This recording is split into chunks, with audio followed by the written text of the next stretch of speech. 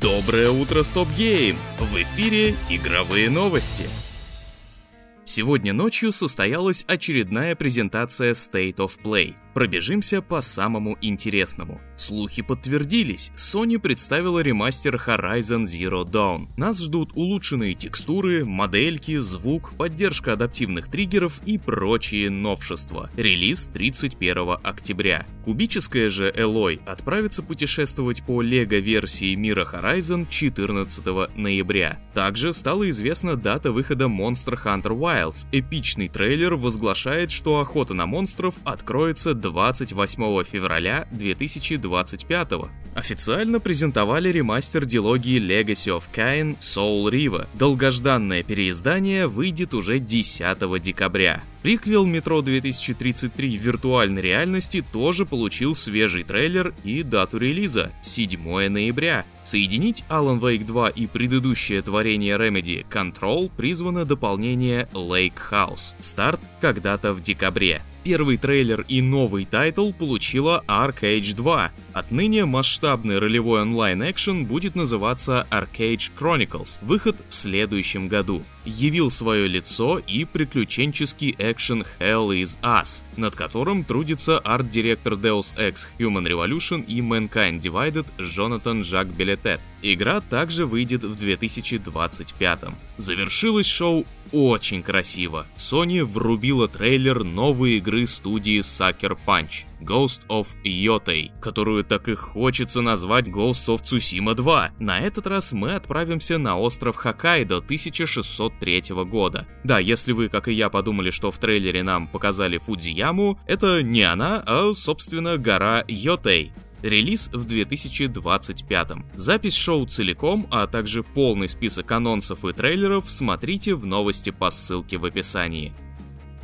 Студия Relay представила Gravity Forge, эффектный шутер от третьего лица с симпатичной девчушкой в главной роли, слоумо и наплевательским отношением к гравитации. Мы отправимся в Гастон-Сити, город, сочетающий элементы дизель-панка, биопанка, модерна и ар-деко. Эльза, так зовут нашу протеже, умеет бегать по стенам, создавать гравитационные колодцы, менять массу объектов и кромсать и расстреливать толпы биомехов, что, кстати, можно будет делать и в кооперативе с друзьями. Gravity Forge уже обзавелась страничкой в Steam, но дата релиза пока не разглашается.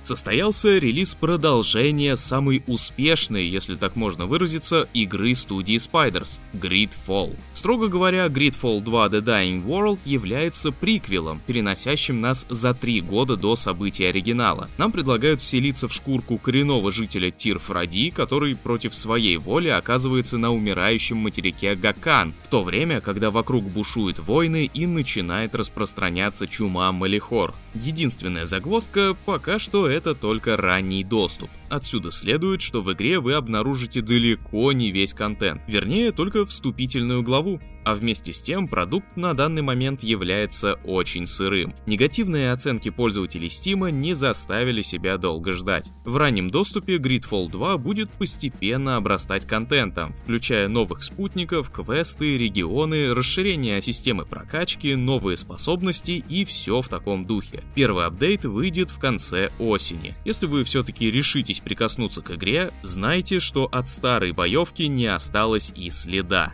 Разработчики увели боевую систему в тактику а-ля первая Dragon Age. Вот и думайте. Gridfall 2 The Dying World отправится в полноценный релиз примерно через год и помимо Steam станет доступна на PS5 и Xbox Series. Журналист Том Хендерсон докладывает, что внезапно Ubisoft решила отменить ранний доступ к Assassin's Creed Shadows для прессы, который должен был по плану стартовать на следующей неделе. Причина не называется. Более того, юбики буквально вчера отказались участвовать в выставке Tokyo Game Show, которая вот-вот состоится, оправдывая это некими различными обстоятельствами. Хендерсон предполагает, что релиз игры перенесут, но официально датой все еще значится 15 ноября. Довольно увесистый патч получила Black Myth Wukong. Он исправляет кучу системных ошибок и перерабатывает некоторые моменты в игровом процессе. Например, разработчики добавили проверки версии операционной системы и драйвера видеокарты, доработали бой с царем Яагуаев и исправили больше десятка проблем, в том числе опечатки в локализациях, баги с вылетами, застреванием в невидимых стенах и поломкой искусственного интеллекта противников. Кроме того, перебалансили способности и часть снаряжения. Black Myth Wukong доступна на ПК, PlayStation 5, а в ближайшем будущем выйдет и на Xbox Series. Remnant 2 обзавелась финальным дополнением под названием The Dark Horizon, самым масштабным за все время пострелизной поддержки игры. Аддон отправляет вас исследовать новые локации, в которых главным противником станет обезумевший ИИ. Новая сюжетная линия, свежий класс Смотритель, который сопровождает дрон-компаньон, перемещение на глайдерах, новые подземелья, персонажи, противники, боссы и целый ворох предметов. Также разработчики выпустили апдейт, улучшающий игровые системы и добавляющий режим Boss Rush. В нем вы поочередно можете сразиться с цепочкой боссов на 3 уровнях сложности, подразумевающих количество этих боссов, от 3 боссов на первом до 20 на третьем. Remnant 2 доступна на ПК, PS5 и Xbox Series. All Cat Games выкатила первое сюжетное дополнение для Warhammer 40 000 Rogue Trader. Зовется оно Void Shadows. На корабле вольного торговца появится новая цепочка квестов, а с ней на судно проникнут и коварные генокрады.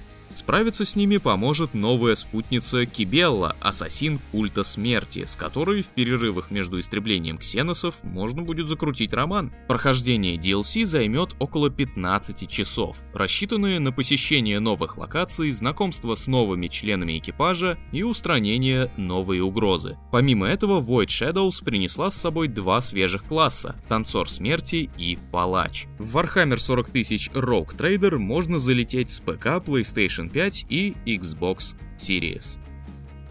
Baldur's Gate 3 стала великолепным продолжателем старенькой дилогии классических ролевок, однако кое-что в ней сильно переменилось. Если в первых 2 играх серии все битвы разворачивались в реальном времени с возможностью ставить игру на паузу, то тройка полностью перешла на пошаговый режим, что некоторым фанатам не понравилось, и теперь они пытаются вернуть все на круги своя. Официальный редактор расширил возможности модостроения для BG3, и работа над добавлением в игру олдскульной боевки уже ведется. Работу взял на себя моддер под ником Tiny Bike. Бои в реальном времени он уже реализовал, а вот тактическая пауза пока только намечается. А потому сроков выхода у мода пока что нет. И на сегодня это все. Заходите на stopgame.ru и читайте обзор Алексея Лихачева, посвященный свежему игровому ретро-сборнику UFO 50. А еще зацените обновленную главную страницу сайта. Приятного аппетита и